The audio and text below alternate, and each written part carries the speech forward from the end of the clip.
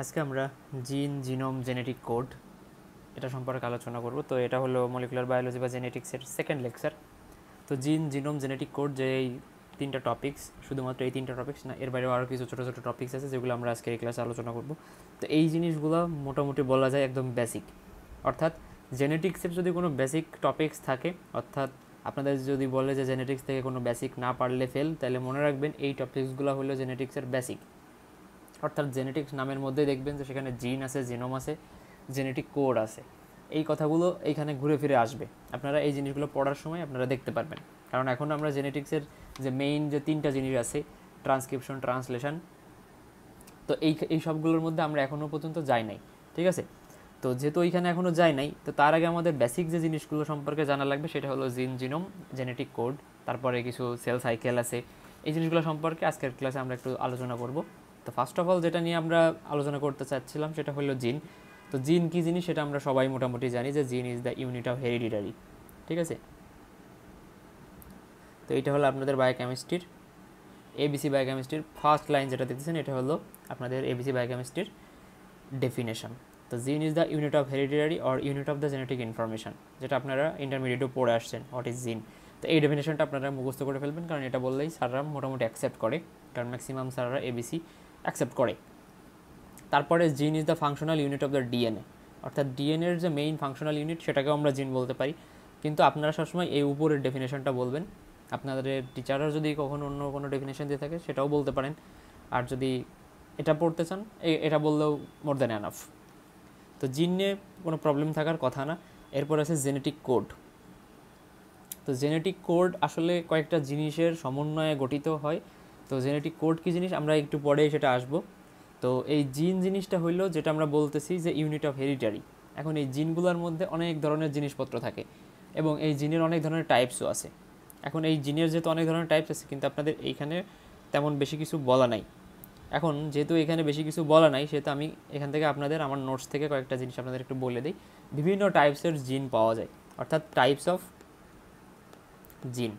এখন এই জিনের বিভিন্ন টাইপস আছে যেগুলো আপনারা পড়ছেন ইন্টারমিডিয়েটে, হয়তো নামও শুনছেন।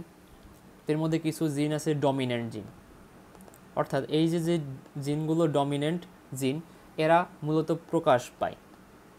অর্থাৎ জিন যেহেতু আমরা বলতেছি ইউনিট অফ হেরিডিটারি, বা এর মধ্যে সকল জেনেটিক ইনফরমেশান থাকে। তো যেহেতু জিনের মধ্যে সকল ধরনের ইনফরমেশান থাকে এবং এটা functional unit of the DNA, তো ডিএনএর মধ্যে সব কিছুর ব্লুপ্রিন্ট থাকে এবং সেই অনুযায়ী একটা প্রাণীর দেহে যাবতীয় যত রকম ক্যারেক্টারিস্টিক্স আছে সবই এই জিনের মধ্যে যে কোডগুলো থাকে, এই কোডগুলো অ্যানালাইসিস করে সব কিছু প্রকাশিত হয়। এখন যে ডমিনেন্ট জিনগুলো থাকে, তো এই ডমিনেন্ট জিনগুলো সবসময় প্রকাশ পাবে, ঠিক আছে? এরপরে আছে কোডমিনেন্ট নামক কিছু জিন।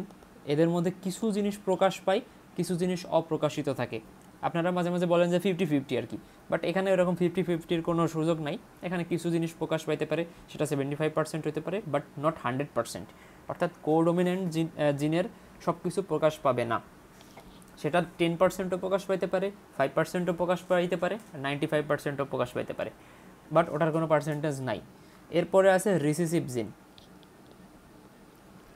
রিসিসিভ জিনগুলো নর্মালি অপ্রকাশিত থাকে, এরা প্রকাশ পায় না বিকজ অফ ডমিনেন্ট জিনের কারণে।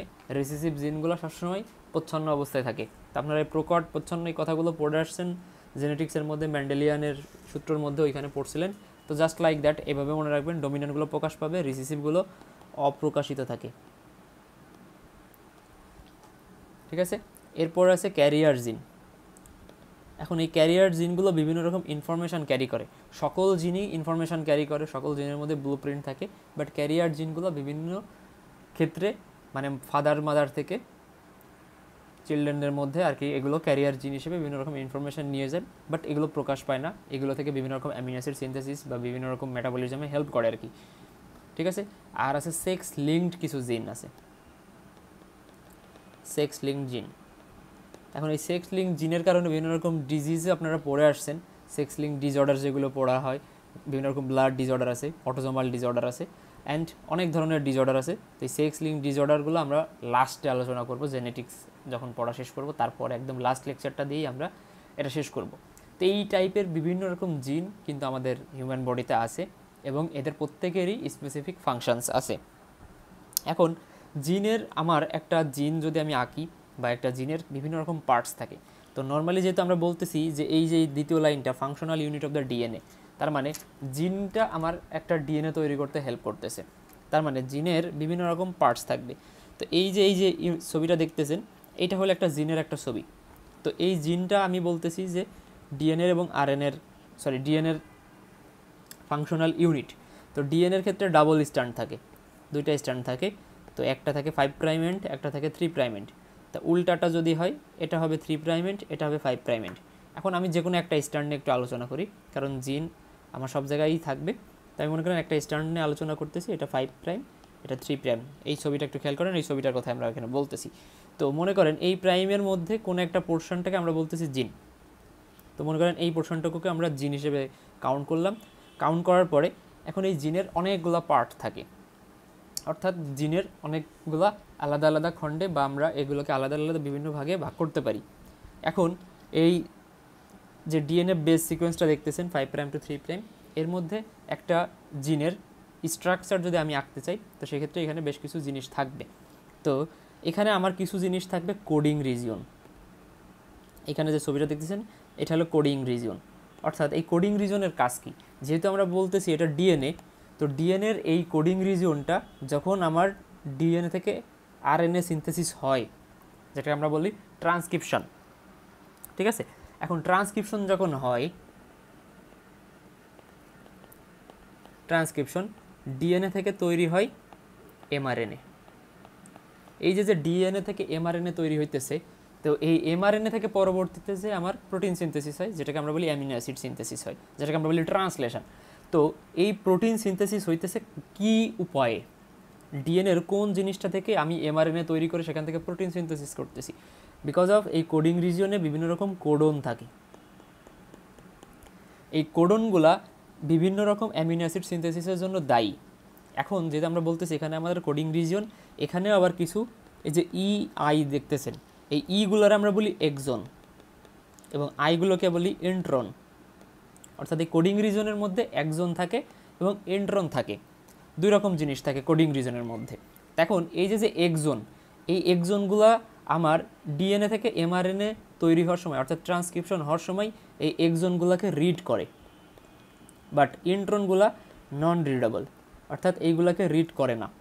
তো যেহেতু এইগুলোকে রিড করে না, সেই কারণে অর্থাৎ রিডিং পোর্শনটা হইলো আমার এক্সন, এবং এক্সনের মধ্যে যারা থাকবে এই রিড করার কারণে এরা এক্সপ্রেসড হবে, অর্থাৎ প্রকাশিত হবে। আর ইন্ট্রনটাকে রিড না করার কারণে এটা নন এক্সপ্রেস থাকবে, এটা অপ্রকাশিত থাকবে, এখান থেকে কোনো জিনিস প্রকাশিত হবে না। তো এইখানে একটু খেয়াল করেন যে DNA within the coding segment contain genetic code, যারা এক্সপ্রেসড হয়, কিন্তু এখানে এক্সন নামক কোডন আছে এবং ইন্ট্রন নামক কিছু জেনেটিক কোড আছে। এখন দুই ধরনের কোড থাকলেও এখানে যে এক্সন কোডগুলো আছে এগুলো হলো কোডিং সেগমেন্ট, আর ইন্ট্রনগুলো আছে এগুলো ট্রান্সক্রিপ্ট হবে but not included in mature RNA. তার মানে ইন্ট্রনগুলো কখনো এক্সপ্রেসড হবে না। তার মানে ডিএনএ থেকে এমআরএনএ সিনথেসিস হওয়ার সময়, অর্থাৎ ট্রান্সক্রিপশন হওয়ার সময়, এই এক্সনগুলা যারা এক্সন থাকবে শুধুমাত্র তারাই এমআরএনএতে যাবে, এই ইন্ট্রনগুলোকে বাদ দিয়ে দেবে। ইন্ট্রনগুলো কখনো এমআরএনএতে যাবে না, কিন্তু ইন্ট্রনগুলো আমার ডিএনএতে থাকবে। এখন ইন্ট্রনগুলো ডিএনএতে থাকুক আর এমআরএনএতেই থাকুক, যদি এমআরএনএতে থাকে না, এই ইন্ট্রনগুলো অনলি ডিএনএতে অ্যাভেলেবেল থাকে, কিন্তু এক্সন ডিএনএ প্লাস এমআরএনএ দুই জায়গাতেই থাকে এবং এরা এক্সপ্রেসড হবে, ঠিক আছে? এরা এক্সপ্রেসড হবে। তার মানে এই কোডিং রিজিয়ন থেকে যখন আমার এরা সিনথেসিস হবে, অর্থাৎ একটা এমআরএনএ সিনথেসিস করা হবে, তো এমআরএনএর মধ্যে শুধুমাত্র এইরকম একটা সিকোয়েন্স থাকবে। মনে করেন এমআরএনএতে গেল, তো এখানে যা থাকবে সবাই এরকম এক্সন, এখানে কোনো ইন্ট্রন নাই। কিন্তু এখানে মনে করেন একটা এক্সন একটা ইন্ট্রন, একটা এক্সন একটা ইন্ট্রন, এরকম আছে।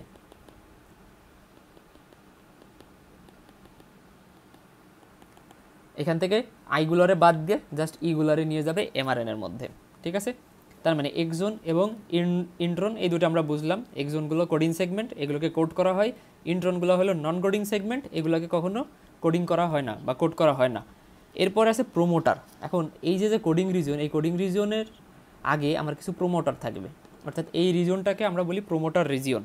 যে জিনিসটা হলো আমার সামনের দিকে দুইটা একটা রিজন থাকে, একটাকে আমরা বলি প্রোমোটার রিজিয়ন এবং তারপর আর একটা রিজন থাকে সেটাকে আমরা বলি ইনহ্যান্সার রিজিয়ন। তো এটাকে আমরা যদি প্রোমোটার রিজিয়ন হয় এটা হবে ইনহ্যান্সার রিজিয়ন। এখন ইনহ্যান্স করা অর্থাৎ এই যে ডিএনএ থেকে এমআরএনএ তৈরি করতেছে অর্থাৎ ট্রান্সক্রিপশনের মাধ্যমে, এই ট্রান্সক্রিপশনটাকে ইনহ্যান্স করার ক্ষেত্রে আমার ইনহ্যান্সারগুলো হেল্প করে। এখন সামনের দিকে যে প্রোমোটার যে একটা বক্স দেখা যাইতেছে বা লেখা রয়েছে, এই প্রোমোটার কি? এই প্রোমোটারগুলোরে বলা হয় প্রোমোটার সিকোয়েন্স। অর্থাৎ এইখানের থেকে আমার মূলত এই ট্রান্সক্রিপশন বলেন কিংবা এই জিনের যে জিন এক্সপ্রেশন বা জিনটাকে রিডিং করা বা এই কোডিং রিজনটাকে রিডিং করার ক্ষেত্রে এইখানে আমার প্রোমোটার সিকোয়েন্স থাকে এবং এখানে কিছু বক্স থাকে। তো এই বক্সগুলোরে আমরা বিভিন্ন নামে ডাকি। কিছু আছে টাটা বক্স, কিছু আছে ক্যাট বক্স, কিছু আছে জিসি বক্স, এরকম কিছু বক্স থাকে, এগুলোর আমরা বলি প্রোমোটার বক্স। তো যখনই এইখানে আমার এই tata box, GC box, CAAT box এরা থাকবে, তখনই আমার যখন এখান থেকে ট্রান্সক্রিপশন শুরু হয় তখন এই ট্রান্সক্রিপশনের সময় এইখানে আমার এসেই প্রোমোটার বক্সেই নর্মালি এখান থেকে আমার আনফোল্ডিং হইতে থাকে ডিএনএ এবং এখান থেকে আমার কি হয় ট্রান্সক্রিপশন শুরু হয়। অর্থাৎ ডিএনএর এইখান থেকে আমার শুরু হয় অর্থাৎ ট্রান্সক্রিপশন, ঠিক আছে। তাই এই প্রোমোটারদের কাজ হইলো এই যে কোন জায়গায় প্রোমোটার থাকলে আমাদের মানে বোঝা যায় যে এইখান থেকে আমার ট্রান্সক্রিপশনটা হবে।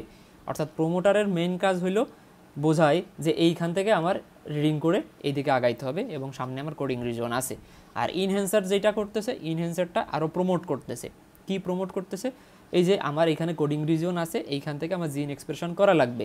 অর্থাৎ এই কোডিংয়ের মধ্যেই আমার স্পেসিফিক প্রোটিন সিনথেসিস করার জন্য যে জেনেটিক কোডগুলো আছে, ইনহ্যান্সার তাদেরকেই নির্দেশ করে যে এই জায়গাতে আমার কোনো একটা অ্যামিনো অ্যাসিড সিনথেসিস করার জন্য যে স্পেসিফিক কোডনগুলো আছে তারা এইখানে আছে। তো এই জিনিসটারই প্রমোট করতেছে ইনহ্যান্সার। আর এদের শেষে কোডিং রিজনের শেষে আরও দুইটা জিনিস থাকে, অর্থাৎ একটা থাকে সাইলেন্সার আর একটা থাকে টার্মিনেটর। এখন এই সাইলেন্সার এবং টার্মিনেটর এদের কাজ কী? সাইলেন্সার এবং টার্মিনেটর এই জিনিসটাই বোঝায়। সাইলেন্সার যে এই সাইলেন্সার এই রিজন যখনই যাবে তখনই সেখানে যে ট্রান্সক্রিপশনটা অফ করার নির্দেশ দেয় যে হ্যাঁ আমাদের যেইটুকু কোডিং রিজন মানে রিড করার দরকার ছিল কোনো একটা স্পেসিফিক অ্যামিনো অ্যাসিড সিনথেসিস করার জন্য, সেই পর্যন্ত আমরা চলে আসছি, এরপরে আর কোনো কোডিং রিজন নাই ওই স্পেসিফিক অ্যামিনো অ্যাসিড সিনথেসিস করার জন্য। তখন কি করে? এই ট্রান্সক্রিপশনটাকে ইনহিবিট করে বা টার্মিনেশন করার চেষ্টা করে। তো সাইলেন্সার একটা নির্দেশক যে আমার ট্রান্সক্রিপশন শেষ হতে যাচ্ছে, আর টার্মিনেটর যেটা আছে এইটা একদম পারফেক্টলি নির্দেশ করে যে আমার এই জায়গাতে এখন থামতে হবে, এরপরে আর কোনো কোডিং রিজন মানে করা যাবে না, রিড করা যাবে না। কারণ একটা জিনিস মনে রাখবেন, এই যে কোডিং রিজনের কথা আমরা বারবার বলতেছি, যেহেতু এটা একটা ডিএনএ, এখন ডিএনএর মধ্যে কি থাকে? অ্যাডিনিন, গুয়ানিন, থাইমিন, সাইটোসিন এরা থাকে। এই যে এরকম স্পেসিফিক তিনটা জিনিস নিয়ে এক একটা কোডন বলা হয়, ঠিক আছে। এটাকে বলা হয় জেনেটিক কোডন। এটা আজকের আমাদের সেকেন্ড টপিক ছিল। থার্ড টপিক জেনেটিক কোড বলি আমরা।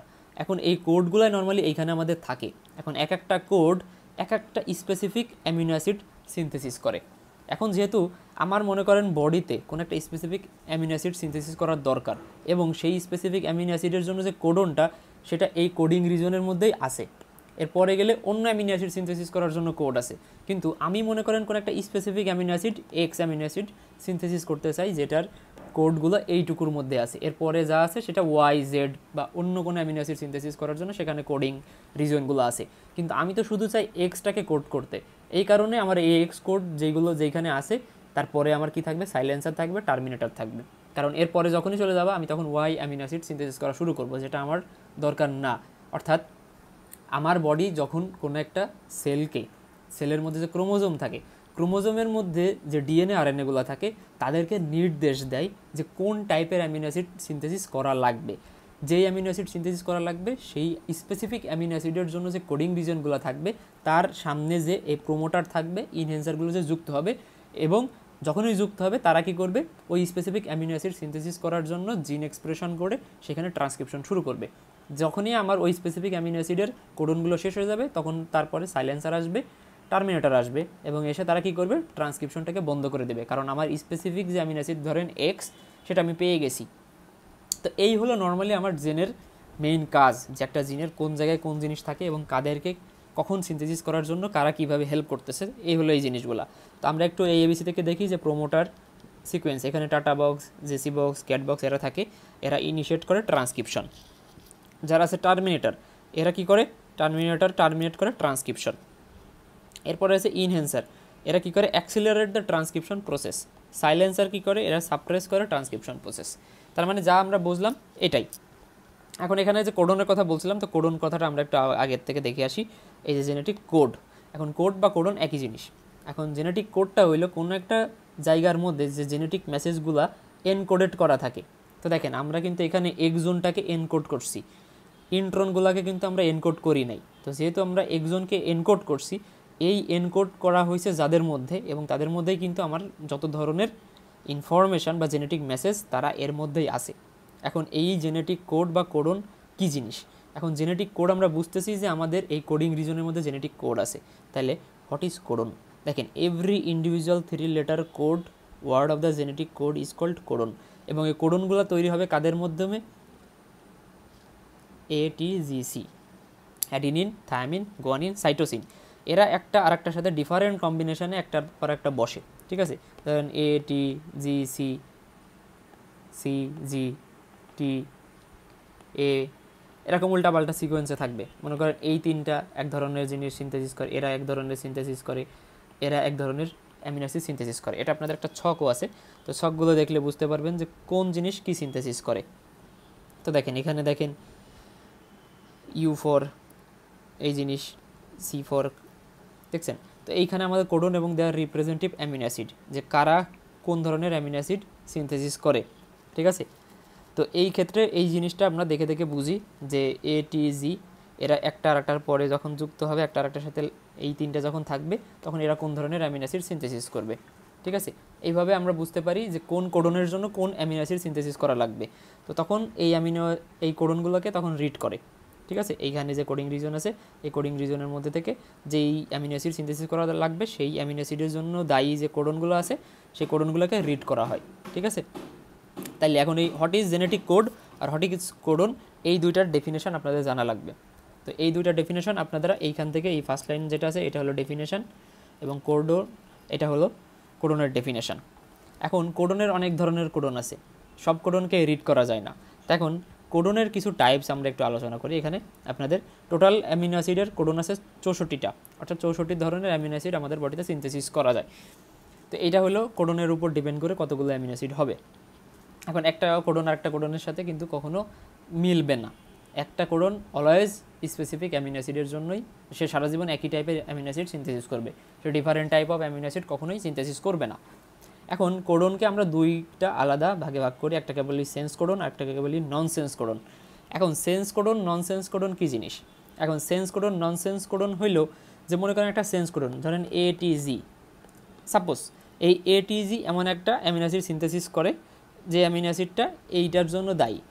এখন এটারে মনে করেন আমরা সেন্স কোডন বললাম। তো সেন্স কোডন কেন বললাম? কারণ ATG যেখানেই থাকুক না কেন, মনে করেন X নামক একটা অ্যামিনো অ্যাসিড সিনথেসিস করে অলওয়েজ। আর যেটা ননসেন্স কোডন মানেই হলো স্টপ কোডন। ননসেন্স মানেই হলো স্টপ কোডন, অর্থাৎ এরা এমন একটা সিকোয়েন্সে থাকে যারা কখনো কোনো অ্যামিনো অ্যাসিড সিনথেসিস করে না, বরঞ্চ এরা কি করে, কোনো একটা ট্রান্সক্রিপশন বন্ধ করে দেয়। তো এরকম টাইপের যে কোডনগুলো আছে তাদেরকে আমরা বলি UAA, UAG, UGA।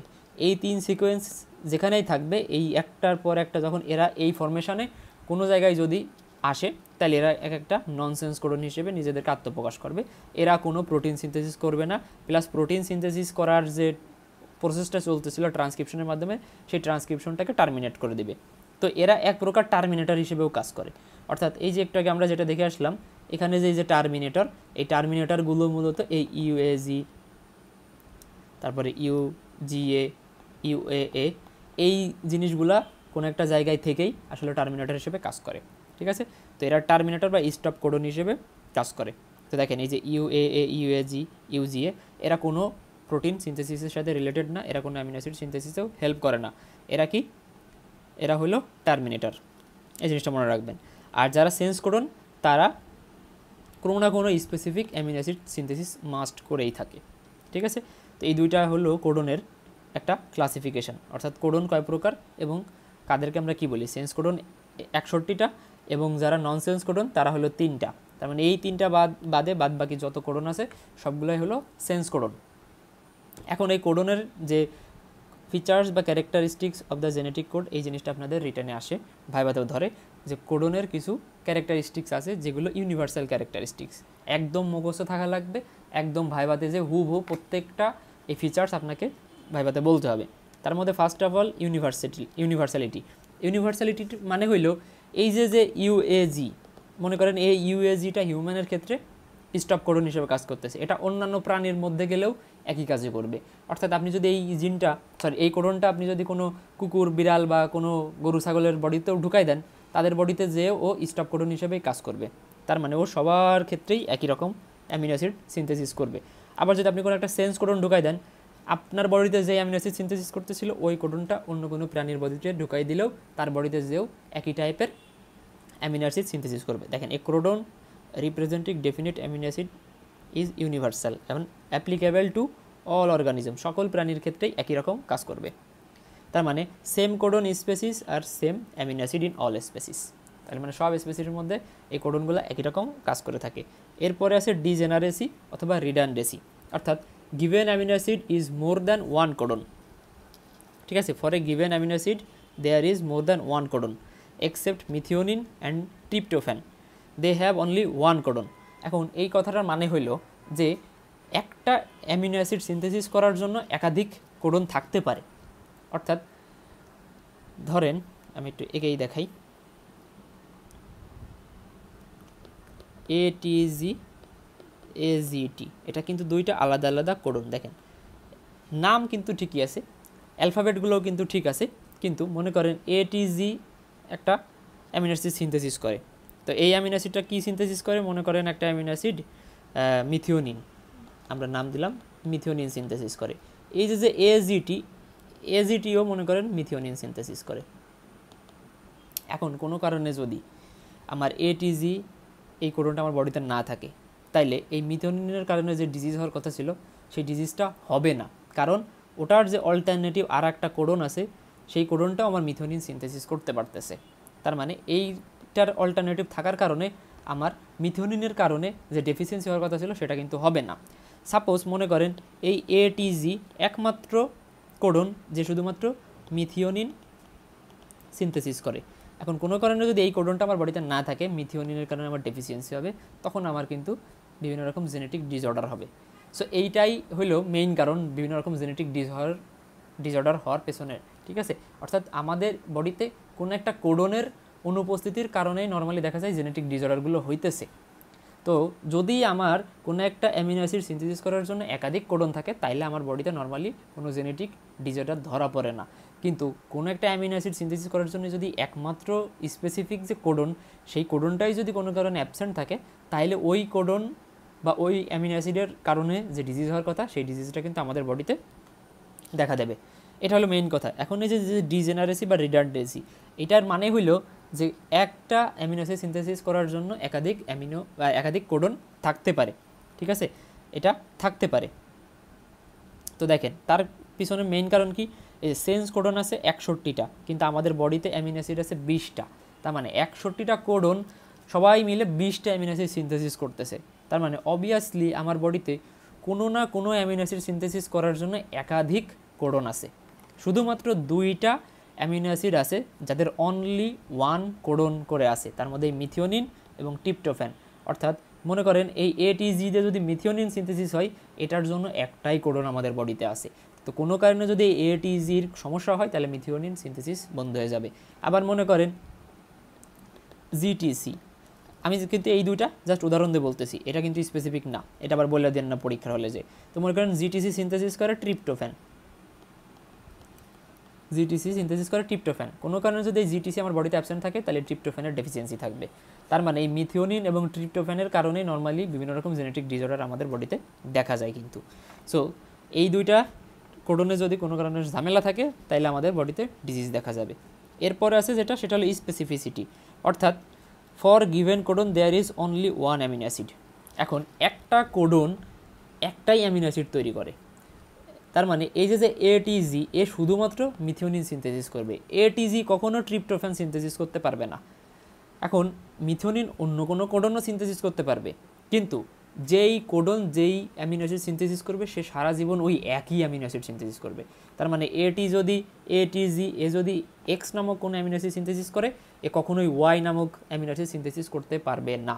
তার মানে ATG for only X type of amino acid, অথবা AGT only for Y amino acid. ঠিক আছে, যার যে দায়িত্ব সে শুধুমাত্র সেই জিনিসটাই তৈরি করবে, and only one amino acid synthesis করতে পারবে। নন ওভারল্যাপিং মানে হইল যে এই যে consecutive triplet codon do not share any base, তার মানে এরা স্ট্রিক্টলি একটা সিকোয়েন্স ফলো করে। তার মানে এই যে এটিজি এরা কখনোই এইভাবে এজিটি এইরকম একটার উপর ওভারল্যাপ করে না, কারণ এই এটিজি এবং এজিটি দুইটা আলাদা কোডন। তার মানে কোনো কোডন চেঞ্জ হয়ে অন্য কোনো কোডনে কনভার্ট হইতে পারে না, বা নন ওভারল্যাপিং এরা কখনোই চেঞ্জ হইতে পারবে না। এবং আছে কমালেস মানে হইল যে এটি তারপরে কমা দিয়ে আপনি মনে করেন জি, এরকম কোনো কোডন হবে না, একদম সিরিয়ালি থাকবে এরা। প্রত্যেকটা যে নিউক্লিওটাইড এরা একটার পর একটা থাকবে, এখানে এদের মাঝে কোনো গ্যাপ থাকবে না। এটাকে আমরা বলি কমালেস বা নন পাঞ্চুয়েটেড। ঠিক আছে, এইখানে আপনাদের এই 64টা কোডনের নাম আছে, 64টা কোডন কোন কোন জিনিস তৈরি করে এই সবই এখানে আছে।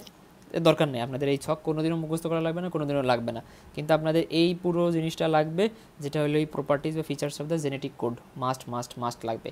এখন জেনেটিক কোড সম্পর্কে যতটুকু বলার এটুকুই, আর যেখানে জিন সম্পর্কে মোটামুটি ওই একটা ডেফিনেশন লাগে কী কী টাইপস আছে। কিন্তু এরপরে যে জিনিসটা আছে সেটা হলো জিনোমের কথাটা আপনাদের এখানে অনেক জায়গায় নেয়, তো আমি জিনোম জিনিসটাকে সেটা একটু বলে দিই। জিনোমটা হলো ক্রোমোজোমের কোন জায়গাতে, অর্থাৎ ক্রোমোজোমের কোন জায়গাতে কোনো এন্টায়ার জেনেটিক ইনফরমেশান প্রেজেন্ট আছে সেটার আমরা বলি জিনোম। তার মানে জিনোমটা হইলো মনে করেন এটা একটা ক্রোমোজোম, তো এই ক্রোমোজোমের কোন জায়গায় কোন একটা জেনেটিক ইনফরমেশান আছে সেই জায়গাটুকুকে আমি মনে করেন জিনোম। তো মনে করেন এই যে ক্রোমোজোমের এই হ্যান্ডের এইখানে কোনো একটা জেনেটিক ইনফরমেশান আছে, তার মানে এই জায়গাটুকুকে আমরা বলতে পারি জিনোম। তার মানে জিনোম হইল একটা ক্রোমোজোমের কোন জায়গাতে ইনফরমেশানগুলো আছে, বা জেনেটিক কোনো একটা এন্টায়ার জেনেটিক ইনফরমেশান কোনো একটা জায়গায় প্রেজেন্স আছে সেলের, সেই জায়গাটাকে আমরা বলতেছি জিনোম। ঠিক আছে, এরপরে আপনাদের আরেকটা জিনিস লাগবে, সেটা হলো সেল সাইকেল। খুব খুব খুব ইম্পর্টেন্ট একটা জিনিস, এটা হলো cell cycle. What is cell cycle, cell সাইকেলের ডেফিনেশন এটা আপনাদের লাগবে। এরপরে সেল সাইকেলের কিছু টাইপস আছে, সেল সাইকেলের কিছু ফেজ আছে। এখন এই ফেজগুলো কীভাবে হয় সেটা আমরা একটু খেয়াল করি। তো ফার্স্ট অফ অল যে ফেজটা আছে সেটার আমরা বলি G1 ফেজ। ঠিক আছে, কিন্তু আপনাদের এখানে ফেজগুলা এইভাবে একটার পর একটা দেওয়া আছে, কিন্তু এইভাবে বললে হবে না। তো আমরা বলি G1 ফেজ থেকে আমাদের যেই জিনিসটা যেখানে যাবে সেটাকে আমরা বলি S phase, DNA synthetic phase. তারপরে আমরা বলি G2 ফেজ, M ফেজ। এখন এই জিনিসটা কিভাবে হয়, এই যে G1 ফেজ, কোনো একটা সেল সাইকেল মানে হইল যে কোনো একটা সেল যখন ডিভিশন করার আগে, অর্থাৎ সেল ডিভিশন হওয়ার আগে সেলের মধ্যে বিভিন্ন রকম চেঞ্জ হয়, সেখানে মেটাবলিক চেঞ্জ হতে পারে, স্ট্রাকচারাল চেঞ্জ হতে পারে। ঠিক আছে, তার মানে এখানে একটু খেয়াল করেন, it is a cyclical sequence event involve DNA replication and cell division in response to extracellular growth factors to produce two identical daughter cell. তেমন করে একটা সেল, এই সেলটা ডিভিশন হবে দুইটা ডটার সেলে। এখন সেলের মধ্যে কিন্তু শুধুমাত্র সেল কম্পোনেন্ট ডিভাইডেড হয় না, সেলের মধ্যে সেলের যত অর্গানালিজ আছে তারাও ডিভাইডেড হবে, এবং এর মধ্যে যে ক্রোমোজোমগুলো আছে ক্রোমোজোমের ভিতরে যত ডিএনএর জিনিসপত্র আছে তারাও কিন্তু ডিভাইডেড হবে, কারণ ডটার সেলে হাফ করে চলে যাবে।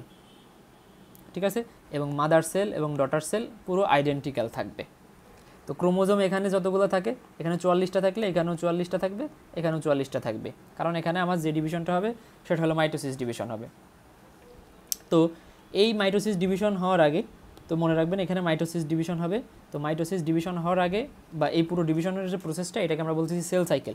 এখন এই পুরো সাইকেলটাকে আমরা কয়টা ফেজে ভাগ করতেছি, নর্মালি 4টা ফেজ, কিন্তু এর সাথে আরেকটা এক্সট্রা ফেজ আছে, সেটা কেন আছে সেটাও আমরা একটু পরে বলবো। তো ফার্স্ট যে ফেজ সেটা হলো G1 ফেজ। এখন মনে রাখবেন G1 ফেজটাকে আমরা বলি প্রি সিনথেটিক ফেজ। এটা হলো কোনো একটা সেল ডিভিশনের শুরু হওয়ার আগে। এখন G ফর হোয়াট, এখানে যে ক্যাপিটাল G দেখতেছেন, G ফর গ্যাপ। এই ফার্স্ট গ্যাপ ফেজ অথবা first check point, it is the most variable duration. এটার সময় অনেকক্ষণ হইতে পারে, আওয়ার্স থেকে কয়েক ইয়ার্স পর্যন্ত হইতে পারে, যে কোন সেল কখন ডিভিশনে যাবে আর কি। তো এখানে কি হয়, এখানে বলতেছে দেখেন, ইট রিপ্রেজেন্ট ব্রিফ সেলুলার গ্রোথ। এখানে আমার সেলের গ্রোথ হবে, সেলের মধ্যে transcription, translation, repair, DNA damage, অনেক কিছু এখানে হয়। So it is A preparatory phase for replication, অর্থাৎ একটা রেপ্লিকেশন, একটা সেল রেপ্লিকেশন হওয়ার আগে যে প্রিপারেশনটা নিবে, সেই প্রিপারেশন ফেজটাকে আমরা বলতেছি G1 ফেজ। ঠিক আছে, এটা কোনো র্যাপিডলি ডিভাইডিং সেলের মধ্যে থাকে না, কারণ র্যাপিডলি ডিভাইডিং সেলগুলো এই আওয়ার্স থেকে ইয়ার্স এত সময় ধরে ওয়েট করে না, ওরা খুব দ্রুত ডিভাইডেড করতে থাকে। সো এই সেল সাইকেল কখনোই, মানে সেল সাইকেল সকল ধরনের সেলের মধ্যেই পাওয়া যায়, কিন্তু যেই সেলগুলো খুব দ্রুত ডিভাইডেশন হয় আমাদের বডিতে, যার মধ্যে ধরেন আরবিসি হইতে পারে, বিভিন্ন রকম সেল আছে যারা খুব র্যাপিডলি ডিভাইড হয়, তো সেই সেলের মধ্যে কিন্তু এই G1 ফেজ অ্যাবসেন্ট থাকে, সেখানে বাকি অন্যান্য ফেজ থাকে, কিন্তু G1 ফেজ থাকে না। তো G1 ফেজটা হলো একটা প্রি সিনথেটিক ফেজ, একটা সেলের রেপ্লিকেশন হওয়ার আগে সেখানে কিছু প্রিপারেশন হয় এই ফেজের মধ্যে, এবং সেটা কয়েক ঘন্টা থেকে কয়েক বছর পর্যন্ত সময় লাগতে পারে। এবং এখানে যদি কোনো কারণে একটা সেলের কোনো ডিএনএ ড্যামেজ থাকে, তো এই প্রি সিনথেটিক ফেজের মধ্যে আমার এই P53 নামের যে প্রোটিনটা থাকে, এই প্রোটিনটার অ্যাক্টিভিটি বেড়ে যায়, কারণ এই P53 ডিএনএ ড্যামেজকে ডিটেক্ট করতে পারে। এখন ধরেন কোনো একটা সেলের মধ্যে যদি আমার ডিএনএ ড্যামেজ থাকে, এখন ওই ডিএনএটাই তো আমার রেপ্লিকেশন করা লাগবে। এখন আপনি যদি এই মাদার সেলের মধ্যে মাদার ডিএনএ যদি ড্যামেজ থাকে, তাহলে ডটার ডিএনএটাও ড্যামেজড হবে, আর যদি ডিএনএ কোনো কারণে আপনি ড্যামেজ ডিএনএ রেপ্লিকেশন করে দেন, তাহলে ওই বডিতে ডিজিজ হবে, অর্থাৎ ওইটার কারণে মিউটেশন হতে পারে, ক্যান্সার হতে পারে। তো এই জিনিসটাকে প্রিভেন্ট করতেছে কি এই P53। তো P53টাকে আমরা সেল গার্ডও বলতে পারি, যে রেপ্লিকেশনের আগে ও দেখে যে কোনো ডিএনএ ড্যামেজ আছে কিনা, যদি ডিএনএ ড্যামেজ থাকে ওই ড্যামেজটাকে রিপেয়ার করার জন্য যাত্রাটা অফ রাখে, অর্থাৎ রেপ্লিকেশনের যে প্রসেস সেটাকে বন্ধ রাখে। হয় ডিএনএ রিপেয়ার করা লাগবে, আর নয়তো ওই সেলটাকে রেপ্লিকেশনে পাঠাবে না। অর্থাৎ সমস্যা ও যদি ডিটেক্ট করতে পারে, P53 প্রোটিনটাকে অ্যাক্টিভেটেড করে দেয়, অ্যাক্টিভেটেড করে দিয়ে সেল সাইকেলটাকে অফ করে দেয়, তো সেল সাইকেল তখন বন্ধ থাকে। ঠিক আছে, তো এই যে G1 phase allow time for DNA repair, তার মানে ডিএনএ রিপেয়ার করার জন্য তখন কি করে P53 কাজ করে, এবং G1 ফেজে ওই সেলটাকে রেস্টে রেখে দেয়। যতক্ষণ না ডিএনএ রিপেয়ার হবে ততক্ষণ পর্যন্ত সেলটাকে রেপ্লিকেশন বা পরবর্তী ফেজে পাঠাবে না। এখানে একটু খেয়াল করেন, যদি কোনো কারণে এই P53 নিজেই ডিফেক্টিভ থাকে, মনে করেন একটা সেলের ডিএনএ ড্যামেজ আছে, সেখানে P53 সেও ড্যামেজ আছে, তার মানে ডিএনএ ড্যামেজটাকে রিপেয়ার করার জন্য যে P53 সে কিন্তু ড্যামেজড আছে, তার মানে ড্যামেজ থাকলে ওই ডিএনএর যে ড্যামেজটা ছিল সেটাকে কিন্তু আর রিপেয়ার করার কেউ নাই, কারণ ডিএনএ ডিটেক্ট করার যে P53 সে নিজেই ড্যামেজড বা ডিফেক্টিভ আছে। তার মানে কোনো কারণে কোনো সেলে যদি P53 অ্যাবসেন্ট থাকে, অথবা সেই সেলে যদি ডিএনএ ড্যামেজ থাকে, তাহলে কিন্তু এই রেপ্লিকেশন হয়ে গেলে তখন সেখান থেকে মিউটেশন বা ক্যান্সার অবভিয়াসলি হইতেই পারে, কারণ ওই ডিএনএ রিপেয়ার করার জন্য P53 সেখানে নাই, যেহেতু নাই সেহেতু রেপ্লিকেশন চলতেই থাকবে, পরবর্তী ফেজে চলে যাবে, পরবর্তী ফেজে চলে গেলে সেখান থেকে মিউটেশন হয়ে যাবে বা ক্যান্সার হবে বা বিভিন্ন রকম সমস্যা হতে পারে। এই কারণে P53কে বলা হয় সেল গার্ডিয়ান। এই P50 দায়িত্ব নেয় যে কোনো একটা সেলকে রেপ্লিকেশনে পাঠানোর আগে চেক করে নেয় যে ডিএনএতে কোনো সমস্যা আছে কিনা, যদি সমস্যা থাকে তাহলে সেটারে রিপেয়ার করে, সমস্যা না থাকলে সেটার পরবর্তী ফেজ অর্থাৎ এস ফেজে পাঠায়, যেটাকে আমরা বলি ডিএনএ সিনথেটিক ফেজ। এই ডিএনএ সিনথেটিক ফেজে যাওয়ার মানে হলো এখন ডিএনএটার রেপ্লিকেশন হবে, তার মানে এই যে ডিএনএ রেপ্লিকেশন হবে এবং সেখানে ডিএনএর রেপ্লিকেশন শুরু হবে আর কি। এরপরে যেটা আছে সেটা হলো G2 ফেজ, অর্থাৎ গ্যাপ 2 ফেজ, অর্থাৎ pre mitotic phase. DNA replication হয়ে গেছে, এখন প্রি মাইটোটিক মানে সেল ডিভিশন হওয়ার আগের ফেজ, এইটাকে আমরা বলি গ্যাপ 2 ফেজ অথবা সেকেন্ড চেক পয়েন্ট। এখন চেক পয়েন্টটা কি, রেপ্লিকেশন করছেন, এখন রেপ্লিকেশন করার পরে একটা মাদার ডিএনএকে আপনি ডটার ডিএনএতে কনভার্ট করছেন। এখন মাদার ডিএনএ থেকে যে ডটার ডিএনএটা আপনি তৈরি করছেন, সেই ডিএনএর মধ্যে কোনো সমস্যা এখন হয়েছে কিনা, বা সেখানে কোনো মিসম্যাচ হয়েছে কিনা, বা সেখানে কোনো জেনেটিক কোডের মিসম্যাচ হয়েছে কিনা, সেই জিনিসটাকে এখন চেক করে এই G2 ফেজের মধ্যে। এখানে কী করে দেখেন, cellular growth where repair of Annie error of replication, অর্থাৎ রেপ্লিকেশন তো হয়েছে, আমার ডিএনএ ভালো ছিল, সেটা রেপ্লিকেশন করতে আমি পাঠাইছি, কিন্তু রেপ্লিকেশন করার পরে যদি সেই রেপ্লিকেশনে কোনো প্রবলেম থাকে, সেটাকে ডিটেক্ট করার দায়িত্ব কার, G2 ফেজের। G2 ফেজ সেই দায়িত্বটা নিয়ে দেখবে, যদি দেখে যে না কোনো সমস্যা নাই, তাহলে সে পরবর্তী ফেজে পাঠাই দেবে, সেটা হলো এই যে মাইটোটিক ফেজ। মাইটোটিক ফেজের মধ্যে গেলে এই নিউক্লিয়াসের এখন ডিভিশন হয়ে যাবে, অর্ধেক নিউক্লিয়াস চলে যাবে এক ডটারের কাছে, আর এক অর্ধেক চলে যাবে আর এক ডটার সেলের কাছে। তার মানে এখানে অর্ধেক ক্রোমোজোম আসবে, অর্ধেক নিউক্লিয়াস আসবে, এখানে অর্ধেক ক্রোমোজোম অর্ধেক নিউক্লিয়াস আসবে। তার মানে মাইটোসিস হবে, সেল ডিভাইডস হবে, দুইটা ডটার সেল হবে, ক্রোমোজোম এখানে থাকবে না বা অ্যাবসেন্ট থাকবে, মানে ইনঅ্যাক্টিভ থাকবে, ক্রোমোজোমটা ডিভাইডেড করে ডটার সেলের মধ্যে পাঠিয়ে দেবে। এখানে কোনো নিউরন, এই জিনিসটা নিউরন অ্যাবসেন্ট থাকে, কারণ আপনারা জানেন যে নিউরন আমাদের ব্রেনের যে নিউরন সেলগুলো আছে এরা কিন্তু ডিভিশন হয় না, ওদের কোনো সেল ডিভিশন হয় না। অর্থাৎ জন্মের সময় যা ছিল, যেই পরিমাণ নিউরন ছিল সারা জীবন ওই পরিমাণ নিউরনই থাকবে, অথবা কিছু নিউরন ড্যামেজ হয়ে যাবে, নতুন করে কোনো নিউরন সিনথেসিস হয় না। এই কারণে যেহেতু নিউরন সিনথেসিস হয় না, সেই কারণে এম ফেজটা নিউরনের মধ্যে অ্যাবসেন্ট থাকে, কারণ নিউরনের মধ্যেও কিন্তু বিভিন্ন রকম নিউরোগ্লিয়াল সেল আছে। এখন এই যেখানে একটু খেয়াল করেন যে G0 ফেজ এখানে কেন আসছে। একটু আগে আমি বলছিলাম যে G1 ফেজের মধ্যে ডিএনএ রিপেয়ার করা লাগে যদি কোনো ডিএনএ ড্যামেজ থাকে, এবং সেই দায়িত্বটা নেয় P53। এখন ধরেন কোনো একটা সেল, এখানে মনে করেন একটা ক্যান্সার সেল, এখন ক্যান্সার সেলেরও কিন্তু গ্রোথ আছে। ক্যান্সার এক জায়গা থেকে আরেক জায়গায় স্প্রেড করার জন্য বা ছড়িয়ে পড়ার জন্য কিন্তু ক্যান্সার সেলগুলোর ডিভিশন হওয়া লাগে। ক্যান্সার সেলের মধ্যে P53 কাজ করে না, কিন্তু কোনো কারণে যদি আমার বডি এই ক্যান্সার সেল তৈরি হওয়ার আগেই যদি ডিটেক্ট করে ফেলে যে কোনো একটা সেলের মধ্যে ডিএনএতে ঝামেলা আছে বা ডিএনএ ড্যামেজ আছে, তখন কি করে সেল P53 বুঝতে পারে যে এই ডিএনএ ড্যামেজ থাকার কারণে এই ডিএনএটাকে যদি রেপ্লিকেশন করতে পাঠাই দেই এস ফেজে, তাহলে সেখান থেকে আমার ক্যান্সার সেল প্রডিউস হইতে পারে। তার মানে এই সেলটাকে আমার কখনোই এস ফেজে পাঠানো যাবে না। তাইলে যেহেতু একে এস ফেজে পাঠানো যাবে না, তাহলে ওকে এমন একটা স্টেজের মধ্যে পাঠাই দিব যেখান থেকে ও কোনো দিন বা সারা জীবনের জন্য ওই ফেজেই থাকবে, এবং ওইখান থেকে ও কখনোই অন্য কোনো ফেজে যে সেল ডিভিশন বা সেল সাইকেলে অংশ নিতে পারবে না। তখন কি করে ওই G1 ফেজের ওই P53 ওই সেলগুলোরে এই G0 ফেজে পাঠায় দেয়। কোনো একটা সেল যদি G0 ফেজে যায়, তাহলে সে সারা জীবন ওই G0 ফেজের মধ্যেই আটকে থাকবে, ও কখনোই সেল সাইকেল করে নতুন কোনো সেল তৈরি করতে পারবে না। ওই সেলের কখনোই কোনো মাইটোটিক ডিভিশন হবে না, ওই সেলের মধ্যে যে ডিএনএ আছে তাদেরও কখনো কোনো রেপ্লিকেশন হবে না। তার মানে এই হলো টোটাল যে ডিএনএর মানে সেল সাইকেল, এই হলো পুরো সেল সাইকেল। আপনাদের এই 4টা ফেজ ডিটেলস আলোচনা করা লাগবে। G1 ফেজ এটা হলো ফার্স্ট ফেজ, সেকেন্ড ফেজটা হলো এস ফেজ, G2 ফেজ এটা হলো থার্ড ফেজ, এম ফেজ এটা হলো ফোর্থ ফেজ। তো এই 4টা ফেজের কোন ফেজে কি হয় পুরো ভালো করে একদম ডিটেলস আমি যেভাবে বললাম এভাবে একটু পড়ে নিয়েন। এটা কিন্তু ভাইভাতে আপনাদেরকে জিজ্ঞেস করবে, রিটেনও আপনাদেরকে ফেস করতে হবে। সো খুব খুব খুব ইম্পর্টেন্ট।